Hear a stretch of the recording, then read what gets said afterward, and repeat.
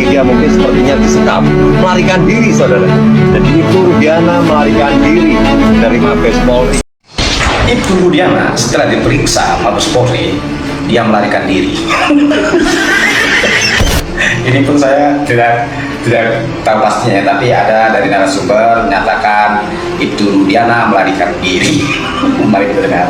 Hari ini atau sore hari ini menjelang malam, kita akan informasikan saudara bahwa yang bernama Ibtu Rudiana itu sekarang sudah tidak ada di tempat. Ya kemarin kan saya lihat tuh dia dipanggil sama Mabes Polri ya. Saudara saya lihat juga dia ada mungkin banyak mobil yang di sana. Dan Ibtu Rudiana dipanggil di Mabes Polri dan setelah 3 hari, setelah 3 hari dia mungkin sepertinya disekap, melarikan diri saudara.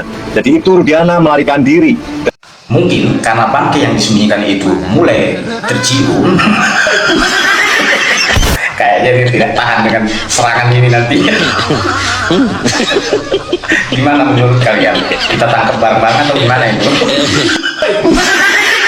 Lalu drama apa lagi yang akan diberikan kepada publik? Nah, harus bilang ke Bapak, Pak, tidak ada Pak polisi yang nyiksa tuh ngaku. Ini pengalaman saya menangani kasus penyiksaan ya Pak. Tidak ada polisi yang nyiksa itu mengaku Pak. Selama ini kan sudah giliran mereka untuk hantam sini, hantam sana.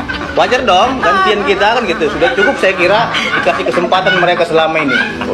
Ya, ingat, ya, kita akan kejar siapapun itu. Gitu loh. Jadi niatnya aja udah bohong. Bagaimana dia mewujudkan rasa keadilan? Ini udah penipu semua. Ibtu Rudiana ini penipu gitu loh. Paham nggak? Diduga, ini kata saya nih. Diduga Ibtu Rudiana adalah seorang polisi penipu.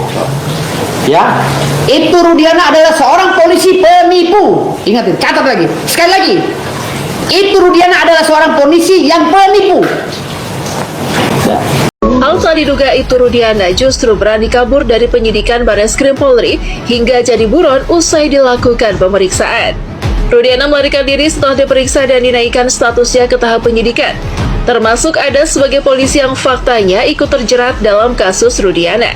Kendati demikian, beberapa kuasa hukum dari Rudiana mengaku kecewa dan tak lagi dianggap selaku kuasa hukumnya. Termasuk Pitra Ramadhani yang kerap koar-koar membelanya, yakini justru mulai memundurkan diri dari pihak Rudiana.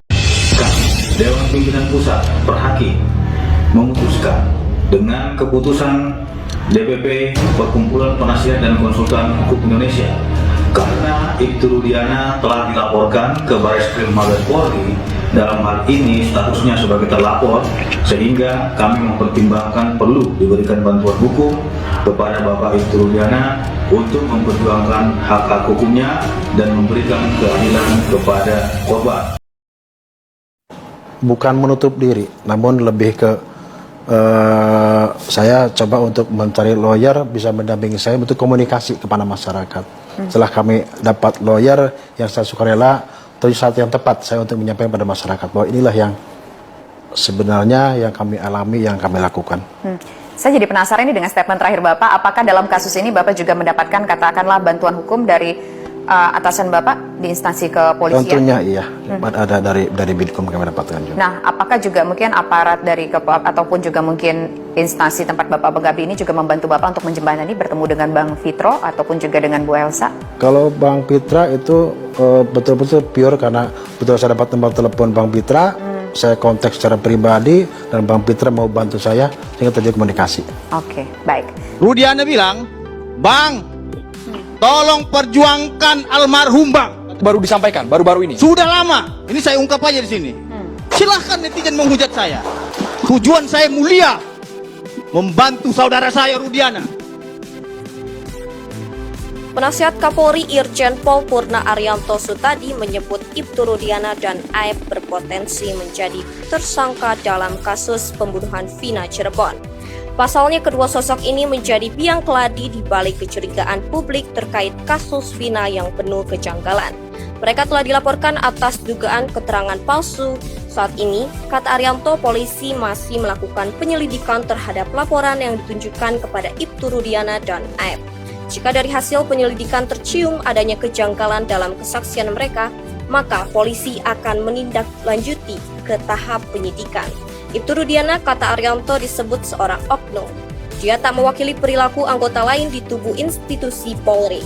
Kendati demikian, Arianto mengaku lega.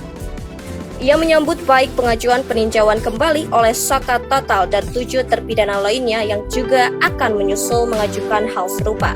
Ini kami di Barreskrim bersama dengan tim dalam rangka memenuhi undangan dari penyidik Barreskrim terkait laporan kami LP terhadap Bapak Rudiana. Kami para penasihat hukum, advokat dari penasihat hukum dari Hadi Saputra dipanggil diperiksa sebagai pelapor, ya, sebagai pelapor untuk Bapak Rudiana, ya kan. Nah, ini masih berlangsung pemeriksaan, di mana gelar pertama sudah dilakukan minggu lalu dan saat ini sudah masuk ke dalam tahap penyelidikan, ya, tahap penyelidikan oleh Mabes Polri. Yang seperti laporan kami terhadap Aib dan Dede, itu para terpidana kemarin sudah juga dilakukan pemeriksaan di lapas. Masih juga melaporkan mereka-mereka yang melakukan penyiksaan terhadap tersangka pada saat di Polresta Cirebon Kota. Kalau Polda Jabar clear ya, tidak melakukan sesuatu dan welcome mereka sama kami. Nah, ini kesalahan fatal ini ada di orang tuanya daripada si korban dan Kapolda harus segera mencopot dia itu. Ini keras saya katakan.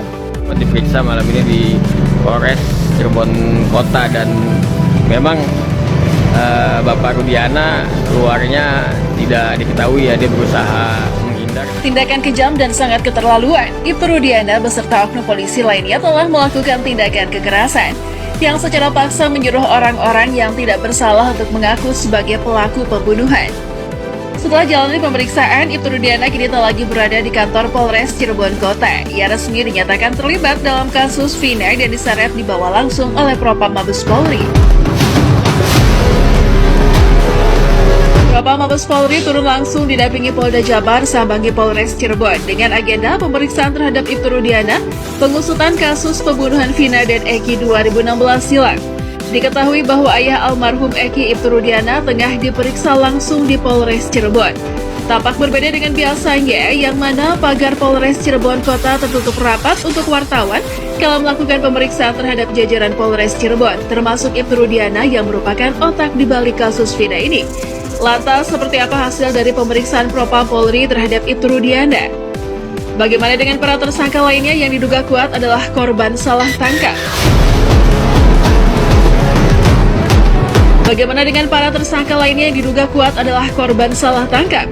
Sebelumnya, petinggi Mabes Polri mendadak menemui Dirkrimum Polda Jabar Kombes Surawan di tengah carut-marut kasus pembunuhan Vina dan Eki.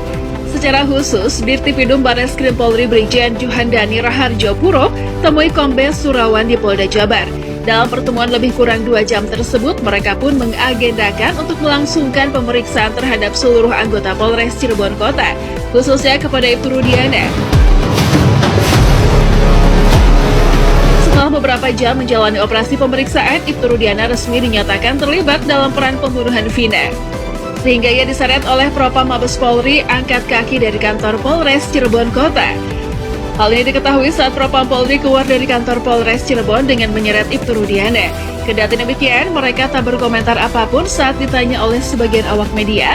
Bahkan Ibtu Rudiana berusaha menghindar dan langsung dimasukkan ke dalam mobil menuju kantor Mabes Polri.